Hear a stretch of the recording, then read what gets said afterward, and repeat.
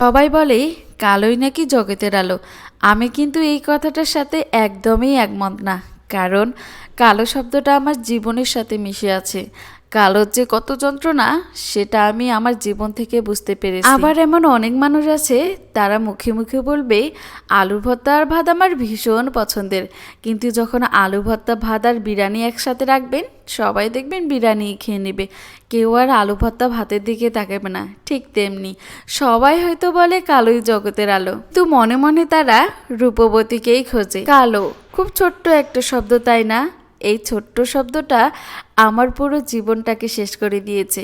কেন দিয়েছে, কি কারণে দিয়েছে, আজ সেটাই আজকে আপনাদের সাথে শেয়ার করব। আসসালামু আলাইকুম। আমি ছিলাম আমার মা বাবার প্রথম কন্যা সন্তান। আমরা 3 বোন 1 ভাই। আমার বোনেরা কিন্তু অনেক সুন্দর, অনেক রূপবতী, দেখতে কিন্তু খুব মিষ্টি। আমি কিন্তু অত সুন্দর না। আমার চামড়ার সাথে মিশে আছে কি জানেন? ওই যে কালো শব্দটা, এটাই আমার চামড়ার সাথে মিশে আছে। তার জন্য তো কারো চোখে আমি কখনোই ভালো হতে পারিনি। ছোটবেলা থেকে আমাকে কেউ তেমন একটা ভালোবাসেনি, কেউ একটা কোলেও নেয়নি। তবে আমার মা কিন্তু আমাকে ভীষণ ভালোবাসে।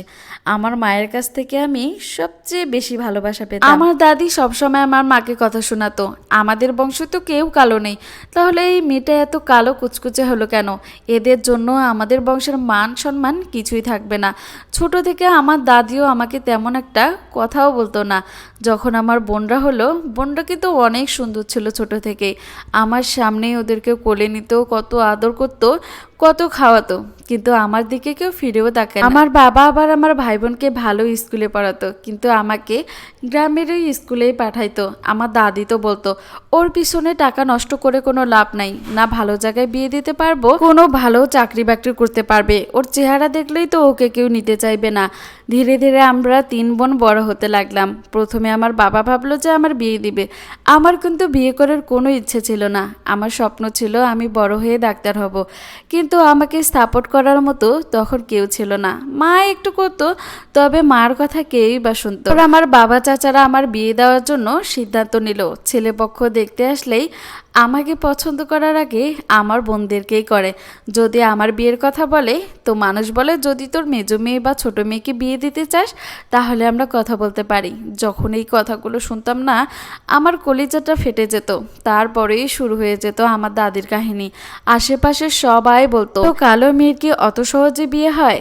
তারপর অনেক চেষ্টা করার পর আমার বাবা একখানে বিয়ে ঠিক করলো। তারা ছিল আমাদের থেকেও অনেক গরিব, কোনোভাবেই দিন এনে দিন খায়। আমিও রাজি হলাম। তারপরেও এদের ওপর থেকে একটা বোঝা নেমে যাবে, কালো শব্দটা থেকে হয়তো আমি দূরে থাকবো।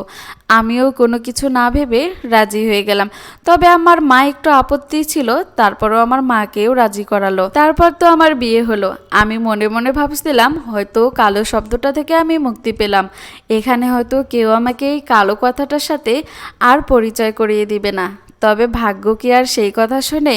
সেই একই পরিস্থিতিতে পড়ে গেলাম। আমি ছিলাম নতুন বউ, সবাই তো দেখতে আসবেই। তবে দেখার পর সবাইয়ের মুখে একটাই কথায়, এত কালো মেয়েকে কিভাবে বিয়ে করালো, তারপর বাচ্চা কাচ্চাও তো হবে কালো। এইসব কথা শুনতে খুবই খারাপ লাগতো, তারপরেও মেনে নিতাম, কারণ আমি তো সত্যিই দেখতে কালো। আমার শাশুড়িও প্রথমে একটু আমার সাথে ভালো ব্যবহার করছিল, কিন্তু পরে কোনো কিছু হলেও আমার সাথে শুরু করে দেয়। কালো মেয়ে যেই বাড়িতে থাকে সেই বাড়িতে কোনো দিন আর উন্নতি হয় না। ওরা যদি কোথাও বেড়াতে যাইতো, কোনোখানে দাওয়াত খাইতে চাইতো, তাহলে আমাকে নিত না, তাহলে নাকি তাদের মান সম্মান চলে যাবে।